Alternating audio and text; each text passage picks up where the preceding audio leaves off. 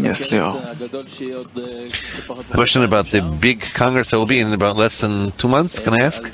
Go ahead.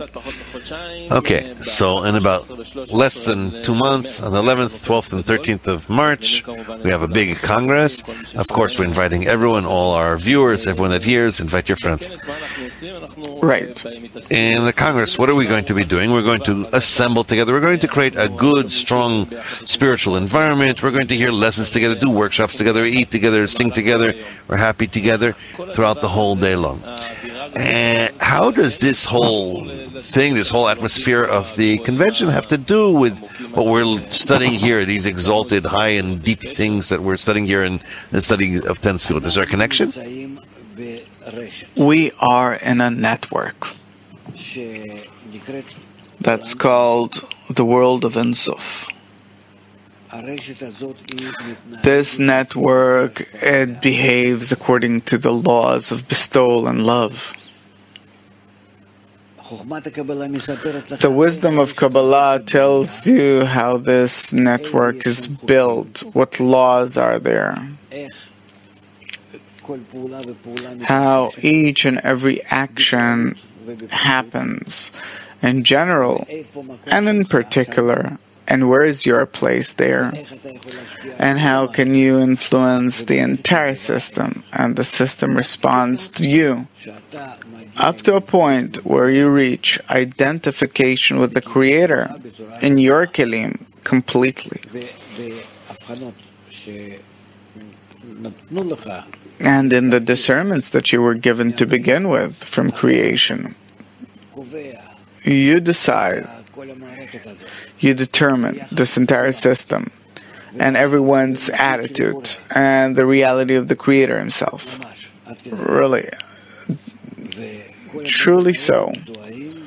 And all these things are described in the Kabbalah books. How does this network work? Reality. That's all there is. Therefore, we study it. Now, why? Because you, who study all these actions, suppose Tez, Zohar, doesn't matter what, you actually study the liveliness of the system,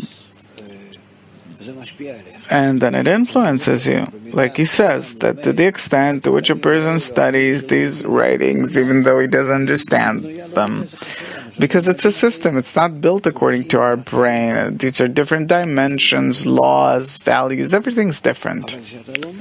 But when you study and you want, like a child, the Creator gave you the urge for it to know. From there, a certain projection is working on you. The upper light reforms, so to speak. And that's how you come closer to the feeling of the system, the acknowledging the system, getting into it at first like an embryo, then he's born, then you have a kind of influence over it, and so you grow until you become a bestower in it, over it. But everything is locked inside the system, and there, in each one of us, there are 613 desires. That's what we learn. The 248 and 365. And then each one has to operate these 613 desires in the form of bestowal toward others. So just imagine.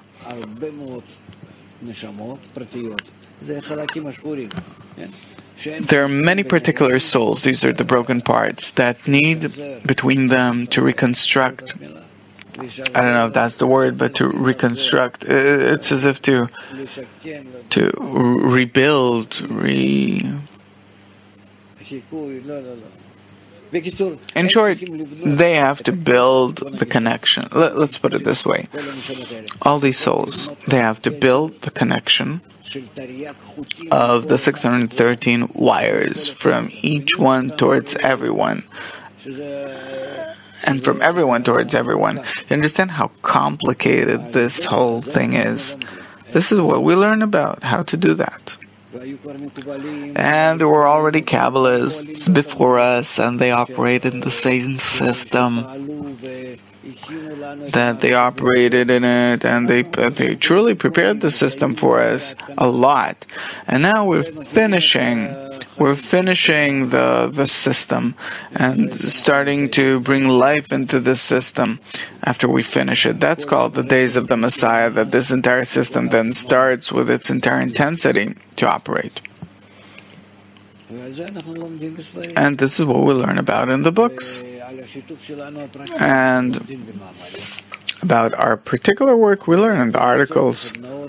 And in the groups and the workshops and everything, we learn how do we come closer to that system in practice.